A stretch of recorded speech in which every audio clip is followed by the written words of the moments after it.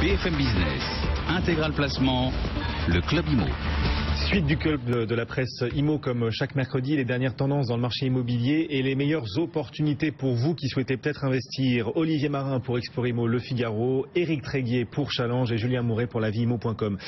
Tiens Olivier, parlons aussi des résidences secondaires, ce marché des résidences secondaires qui a vu les prix pas mal chuter ces dernières années. On en est où aujourd'hui? Est-ce que les Français ont toujours aussi soif de posséder une résidence secondaire en 2016? Ça revient effectivement. Les Français comme les étrangers avaient totalement déserté en fait ce marché de la résidence secondaire, on va dire depuis 2008.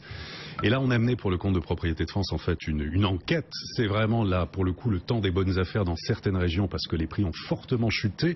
On a fait, en tout cas, c'est un marché qui retrouve des couleurs. On est plus dans on a passé d'un achat passion à un achat raison du contexte économique.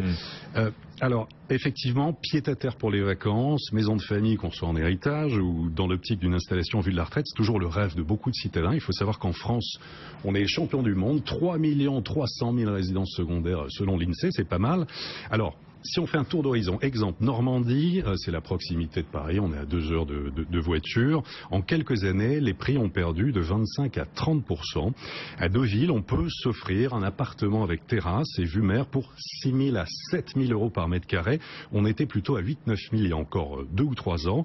Cabourg est encore moins cher, un 3 pièces, 60 mètres carrés avec balcon et vue mer se vend 200 000 euros. En Bretagne, on a des baisses de prix importantes également autour de 20% à Dinard, Perros-Guirec, à Carnac, près de la plage. Exemple, une maison, 180 mètres carrés avec 1000 mètres carrés de terrain, se vend 430 000 euros. Elle était à 500 000 euros il y a encore 3 ans. Opportunité également à la Baule, de 10 à 15% de baisse. Le Pays Basque et le Cap Ferret, ils ont toujours la cote, ça devient un petit peu plus abordable. En Aquitaine, à Arcachon, secteur très prisé, villa de 100 mètres carrés sur un terrain de 600 mètres carrés, se vend 500 000 euros. Côte d'Azur, il y a des opportunités. Exemple, Croix-des-Gardes à Cannes, des maisons affichées 630 000 qui partent autour de 570 000 euros.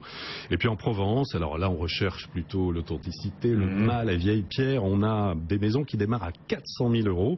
Dans Luberon, secteur Gordes et Beaunieu, les prix ont perdu 30% en l'espace de 4 ans.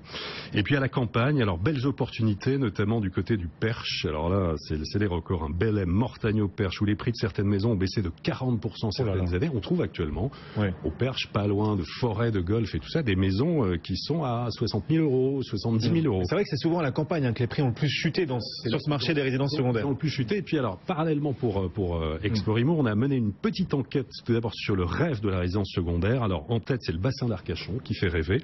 Devant Saint-Jean-de-Luz, Deauville, La Baule et Quiberon.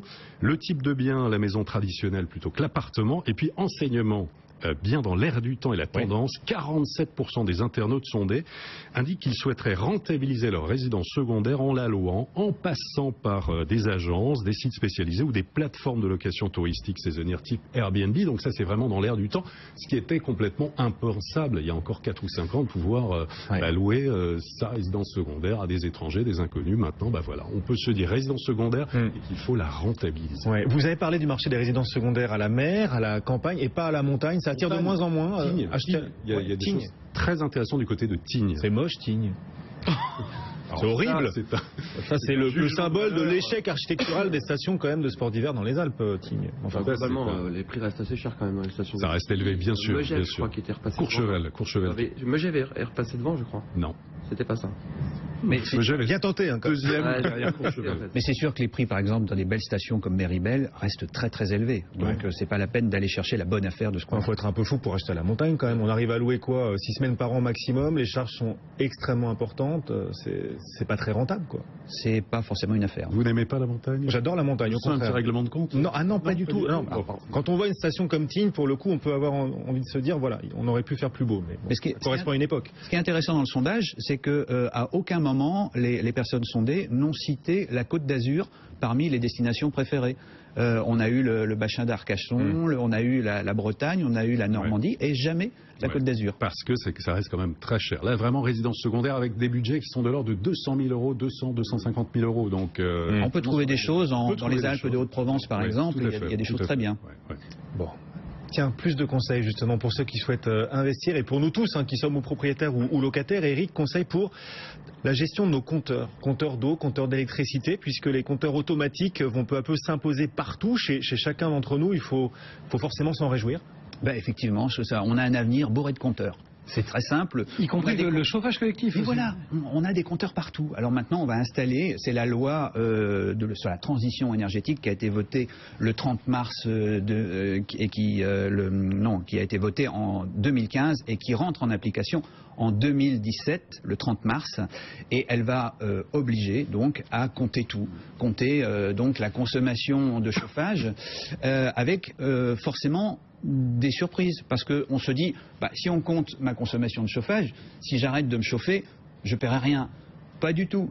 Parce qu'il y a eu un savant calcul qui fait que, en fait, on va pondérer tout ça. Grosso modo, je ne vous explique pas les détails, mais vous allez vous retrouver de toute façon à payer 30% à peu près de votre facture de dépenses communes en fait de chauffage, et vous avez l'impression d'avoir des compteurs pour détailler votre facture, mais en fait ça reste un petit peu bizarre. C'est injouable avec une chaudière ancienne, on va dire, et des vieux radiateurs en fonte. Comment on fait pour compter le chauffage?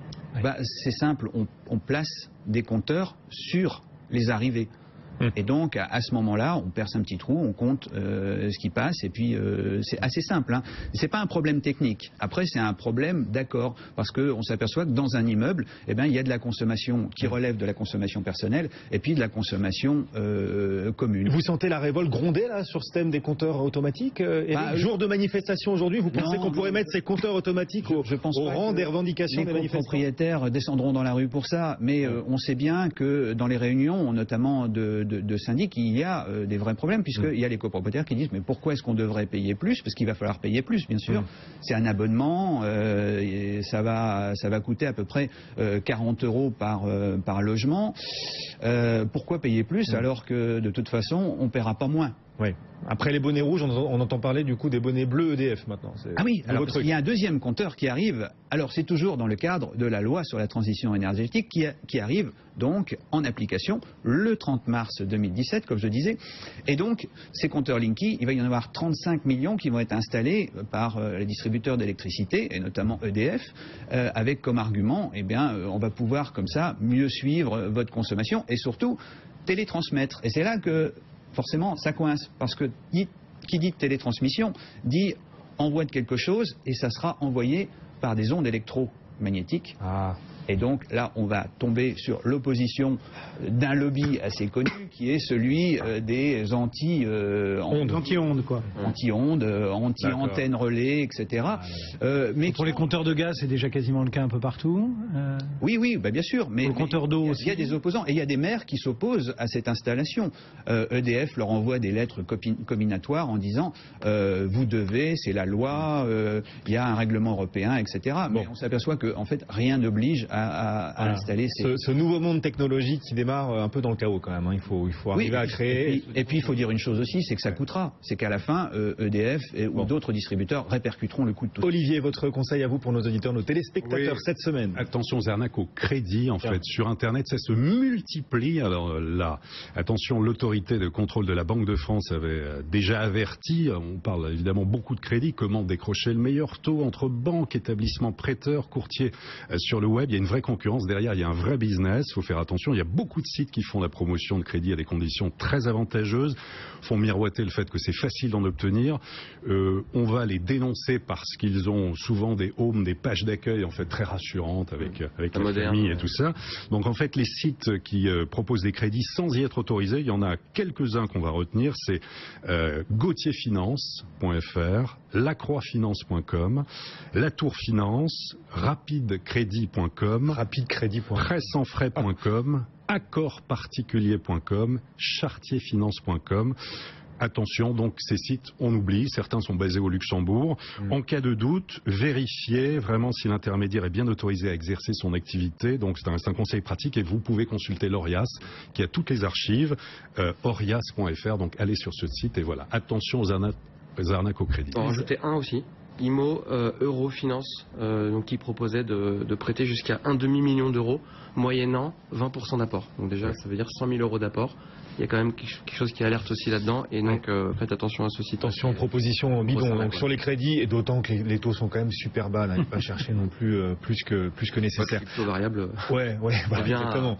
En force. Privilégier, comme dirait Olivier Marin, privilégier le contact humain. Oui, le contact humain. Même au moment de négocier un crédit, surtout au moment de négocier un crédit. Le contact humain, c'est important. Taux variable, entre parenthèses, on est à 0,6. En France, on était à 20% il y a encore une quinzaine d'années. Il nous reste quelques secondes à peine. L'immobilier, ce ne sont pas que des fraudes, c'est aussi du rêve, Olivier. Et l'immobilier de demain se construit dès aujourd'hui. On va s'en rendre compte, notamment avec le MIPIM qui démarre dans quelques jours. Oui, dans quelques jours. Alors, je sais pas, on a très peu de temps. Alors, on a vraiment 45 secondes. Alors, 45 secondes. Donc, coup d'envoi, effectivement, la semaine prochaine du MIPIM. En fait, il va y avoir, comme chaque année, une série de prix qui seront décernés. Et dans la catégorie meilleur projet résidentiel, il y a 4 finalistes, dont un français.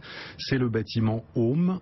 C'est le premier bâtiment de logement en hauteur construit à Paris depuis les années 70. Une hauteur de 50 mètres. Il est situé dans la ZAC Masséna, avenue de France, dans le 13e arrondissement. Il est situé ou il sera situé? Non, il existe déjà, d'accord. Il a été inauguré il y a quelques temps par Anne Hidalgo avec François Bertière de Bouygues Immobilier, une hauteur de 50 mètres. Le deuxième finaliste, si l'on voit des images, c'est le bâtiment Toison d'Or à Bruxelles. C'est un ensemble sur 9 niveaux à usage mixte, composé de 13 000 m² d'espace commercial, dont un Apple Store en verre de 9 mètres de haut. Le troisième finaliste, c'est le Hansa Terrassen à Hambourg, en Allemagne. Première initiative de construction d'appartements au sein d'un quartier à vocation industrielle. Voilà, une structure d'immeuble avec tous les balcons et les balustrades qui sont perforés par des éléments dorés en forme de QR code. En forme de QR code. Pardon. Alors, je suis nul, c'est quoi QR code, pardon? Petit truc qu'on flash, flash, Des petits flashs. Des petits carrés bizarres. Ok, d'accord. Bon, c'est pas grave. Non, mais... Et le quatrième finaliste, c'est le Catcha. Alors, c'est à Norrköping, en Suède. C'est un bâtiment réalisé à l'issue d'un concours d'architectes pour la conception d'un immeuble résidentiel au cœur d'un vieux quartier industriel. Il y avait un défi. Le bâtiment est immergé en partie dans l'eau et il est entouré de bâtisses industrielles âgées de 400 ans. C'est une réalisation architecturale qui mêle en fait l'ancien et le moderne. C'est superbe, c'est superbe. Ouais. C'est où ça? Norrköping, en Suède. En Suède, fabuleux. Alors voilà, les bâtiments du futur qui commencent à émerger, donc récompensés au MIPIM, et puis les plus belles gares du monde aussi, dont on a pu avoir un aperçu ces derniers jours. Il n'y a pas de gare française parmi les plus belles gares du monde classées aujourd'hui en... Non. Il y a la gare de Strasbourg, par exemple, qu'il faudrait peut-être mettre dans cette liste des plus belles gares du monde. Mais on vient d'inaugurer une des plus belles gares du monde, en tout cas une des plus chères, à New York, puisque c'est celle de New York, le World Trade Center. Elle devait coûter 2 milliards, elle en coûtera finalement 3,8 milliards. Oui. Mais faut dire quelque chose, c'est très très joli, c'est très très beau, c'est du Calatrava, c'est-à-dire du béton blanc, de l'acier, du verre, c'est aérien, c'est magnifique. Voilà, et donc on a quelques images là ici, voilà, ça c'est une des gares les plus belles. C'est justement de Calatrava. Je sais plus où elle est. Non, ça c'est la gare d'Atocha à Madrid. Vous voyez, c'est une gare magnifique. On a une gare aussi très étrange, celle de Stockholm. Ah, ça c'est celle de Kanazawa au Japon, vous voyez, avec une entrée très particulière. Il n'y en a pas en France, Voilà, parmi les plus belles gares du monde, aucune française n'a été sélectionnée, mais celle de Strasbourg, vous nous disiez, mériterait de faire partie du top 10. Elle mériterait, elle est très très belle. Bon, il y a celle d'Austerlitz qui est en pleine réflexion aussi. C'est la seule gare parisienne qui n'a pas encore connu de grand lifting. C'est vrai. C'est en cours. Elle a besoin. Merci beaucoup à tous les trois pour ce club de la presse IMO, Éric Tréguier pour Challenge, Olivier Marin pour Explorer IMO Le Figaro et bien sûr Julien Mouret pour laviimo.com. Merci.